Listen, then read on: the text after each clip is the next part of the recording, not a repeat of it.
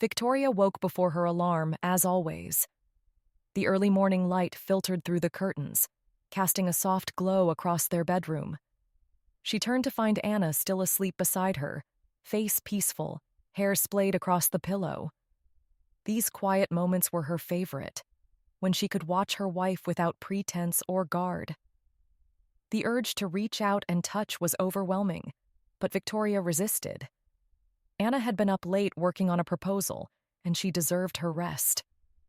Instead, Victoria slipped quietly from bed and headed to their ensuite to begin her morning routine. By the time she emerged, perfectly pressed in her tailored suit, Anna was stirring. Victoria paused in selecting a tie, watching as Anna stretched lazily. "You're staring," Anna mumbled, her voice still rough with sleep. "You're beautiful," Victoria replied simply. Anna's eyes opened fully at that, a smile spreading across her face. "And you're already dressed. Too efficient for your own good." Victoria returned to contemplating her tie selection. "The board meeting is at 9, yes, I know." Anna stood, padding over to wrap her arms around Victoria from behind. "And you'll be brilliant as always. But first..." She reached around Victoria to select a deep burgundy tie. "This one. It brings out your eyes." Victoria turned in her arms, tie forgotten. "What would I do without you?" "Probably wear boring black ties and terrify even more junior executives," Anna teased, reaching up to begin knotting the tie herself. Her fingers moved with practiced ease, a morning ritual they both cherished. "I do not terrify. Johnson from accounting literally hid behind a plant when he saw you coming yesterday. He was being inefficient with quarterly reports. And that absolutely justifies making a grown man hide behind foliage," Anna said dryly, finishing the tie with a perfect knot. Victoria caught her hands before she could step away. "Stay home today," she murmured, pressing a kiss to Anna's palm. Anna's eyebrows shot up. Did Victoria Hayes, CEO extraordinaire, just suggest skipping work? "We could go back to bed," Victoria continued, trailing kisses up Anna's arm. "Order breakfast. Stay in our bubble." "Now I know you're nervous about the board meeting," Anna said softly, cupping Victoria's face. "Talk to me." Victoria sighed, leaning into her touch. "The merger is complicated. If it doesn't go through, then you'll figure something else out," Anna finished firmly. "You always do." "The board doesn't see it that way. They think I'm being too cautious." "They think you're being human," Anna corrected. "Considering the employees, not just the bottom line. And that's exactly why you're the best CEO this company has ever had." Victoria finally met her eyes. "How do you always know exactly what to say?" "Years of practice," Anna smiled, leaning in to kiss her softly. "Now, come make coffee with me before you try to convince me to ditch work again." They made their way to the kitchen, where Victoria immediately faced off with their new espresso maker. Anna watched with barely contained amusement as her wife, who could navigate billion-dollar deals without breaking a sweat, glared at the machine. "This thing is defective," Victoria declared, pressing buttons randomly. "It's not defective, you're just impatient." Anna gently moved her aside, fingers dancing over the controls with practiced ease. "For someone so brilliant, you're remarkably bad at this." Victoria wrapped her arms around Anna's waist from behind, resting her chin on her shoulder. "Why learn when I have you to make it perfect?" "Smooth talker," Anna murmured, but she leaned back into Victoria's embrace as the machine finally began brewing. They moved around each other with practiced ease, Victoria reviewing reports at the kitchen island, while Anna made breakfast, sharing quiet comments and gentle touches. When Anna set a plate of avocado toast in front of her, Victoria pulled her down for a grateful kiss. "Eat," Anna commanded softly. "You can't terrorize the board on an empty stomach." "No promises about the terrorizing," Victoria smirked, but she obediently took a bite. As they prepared to leave, Victoria helped Anna into her coat, pressing a kiss to her neck. "Dinner tonight? That new Italian place you mentioned?" "Only if you promise to tell me how thoroughly you impressed the board," Anna replied, turning to straighten Victoria's tie one last time. "I love you," Victoria said suddenly, seriously. "Even when I'm being difficult." "Especially when you're being difficult," Anna corrected with a smile. "Now go show them why they call you the Queen." Victoria's answering smile was soft, private, a look reserved only for Anna. As they walked to their cars, fingers intertwined, Victoria marveled at how the fearsome Ice Queen had melted into these tender moments, all because Anna had seen past her walls and stayed. And if Victoria spent the drive to work thinking about Anna's smile rather than her board presentation, well, that was nobody's business but her own. Across town, in a converted garage gym, a different kind of scene was unfolding. Sunlight streamed through the high windows, catching the dust motes dancing in the air as Jamie moved through her workout routine. Her tank top showed off toned arms and the small tattoo on her shoulder, hair pulled back in a messy ponytail, a thin sheen of sweat making her skin glow in the morning light. The converted garage had become her sanctuary on days off.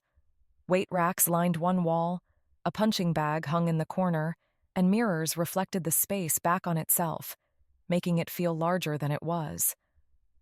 The kids' bikes were neatly tucked away against the far wall, a reminder of the domestic life that existed beyond these moments of solitude.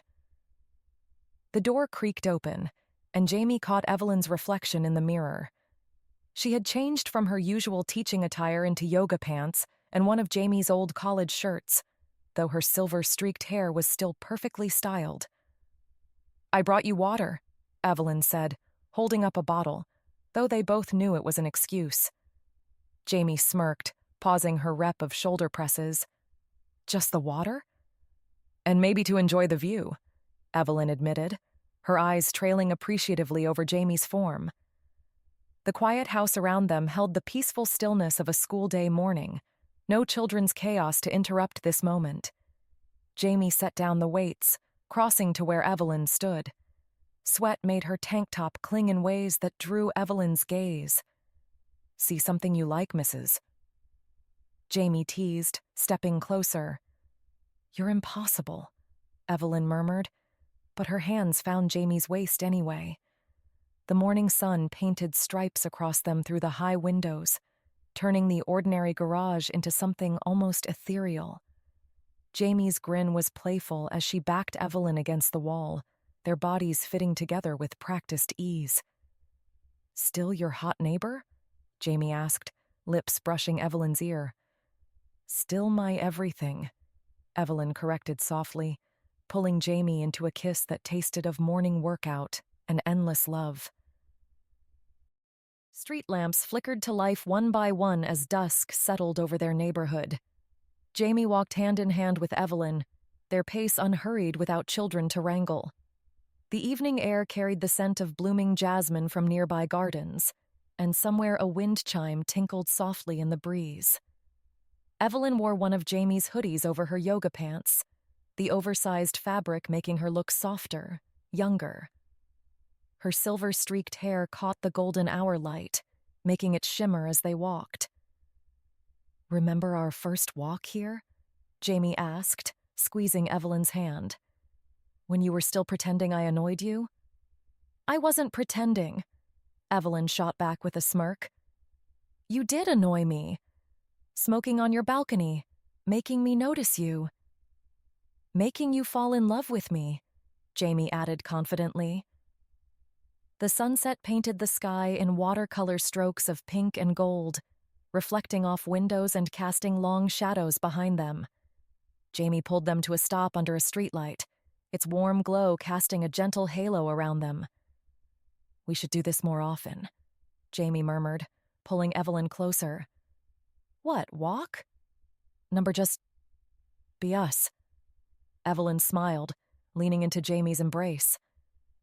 This was their moment, not in grand gestures or dramatic declarations, but in the simple act of walking together as evening fell. in shared smiles and gentle touches, in the space between who they were and who they'd become together. While the city embraced the evening under the glow of streetlights, a separate world existed within a downtown high-rise.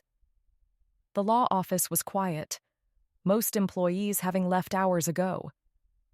Aurora sat at her desk, glasses perched on her nose as she reviewed case files in the dim light of her desk lamp. She was so focused, she didn't hear the door open. "I had a feeling you'd still be here."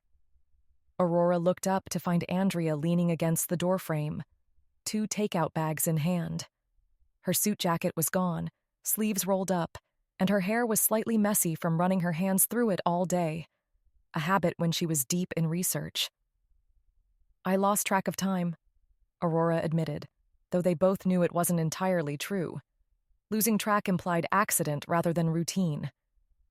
"Sophie's at her study group, and Marcus is at his friend's house for dinner," Andrea said, moving to clear a space on Aurora's desk. "I thought we could have a quiet dinner, just us." Aurora's expression softened as Andrea began unpacking their favorite Thai food. "You don't have to take care of me, you know." "I know," Andrea replied simply. "I want to." They settled into their familiar routine, Aurora finally setting aside her work as Andrea distributed the food. It reminded Aurora of their early days, long nights at the office, Andrea bringing her dinner, neither of them wanting to admit how much those moments meant. "Remember when you used to pretend you were just dropping off files?" Aurora asked, a fond smile playing at her lips. Andrea laughed. "Remember when you used to pretend you weren't watching me every time I walked past your office?" "I was very subtle." "You were not," Andrea countered, reaching out to wipe a bit of sauce from Aurora's lip with her thumb. The great Aurora Grant, completely thrown off by a paralegal. Aurora caught her hand, pressing a kiss to her palm. "The best thing that ever walked into my office." "Smooth," Andrea teased, but her cheeks flushed slightly. Even after all these years, Aurora could still make her blush. They ate in comfortable silence, sharing bites of each other's food and soft looks. When they finished, neither moved to leave, content in their bubble. "The kids are out until 8, Andrea said finally, standing to round the desk. "We have the office to ourselves." Aurora raised an eyebrow as Andrea settled into her lap. "Mrs. Grant, are you trying to seduce me in my office?" "Is it working?" Andrea's fingers played with the buttons of Aurora's shirt. Aurora's answer was to pull her down into a deep kiss, files completely forgotten. A few years later, a warm summer breeze carried laughter through the backyard. Brianna took it all in. Leo's 8th birthday, their closest friends, and a life she never expected but wouldn't trade for anything. She met Aurora and Andrea at school events, their kids' friendships pulling them into each other's lives. Then Jamie returned from university, and reconnecting over coffee felt like no time had passed. Somehow their circle kept growing. Valentina had known Victoria for years, back when business wasn't conducted in boardrooms. Through Victoria, they met Anna. As the kids raced toward the bounce castles, Brianna glanced at Valentina, watching, calculating, satisfied. Jamie and Evelyn drifted to Brianna's side, and Jamie squeezed her hand gently. "You found a good one," she said softly. Brianna smiled, looking at Evelyn's contentment as she leaned against Jamie. "So did you," she replied warmly, while Evelyn beamed at them both. Amanda sidled up to Valentina, watching her oversee every detail. "From annoying my nurses to planning birthday parties," she teased. Valentina rolled her eyes but couldn't hide her smile. "Shut up, Mandy," she replied warmly. The afternoon flowed like a perfectly orchestrated symphony, exactly as Valentina had planned it. Kids rotated between attractions while adults gathered in comfortable clusters, sharing stories and laughter. Valentina moved between groups effortlessly, making sure everyone had everything they needed. She found herself next to Anna and Andrea by the drinks table, a playful smirk crossing her face. "So," Valentina said, her voice dropping conspiratorially, "are those two treating you right?" She nodded toward Victoria and Aurora, who were deep in conversation across the yard. Andrea snorted. "Shouldn't we be asking you that? You're the one who's gone full suburban mom."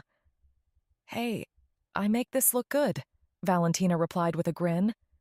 Anna laughed. "Victoria actually asked me this morning if we should consider moving to the suburbs too. I think you're starting a trend."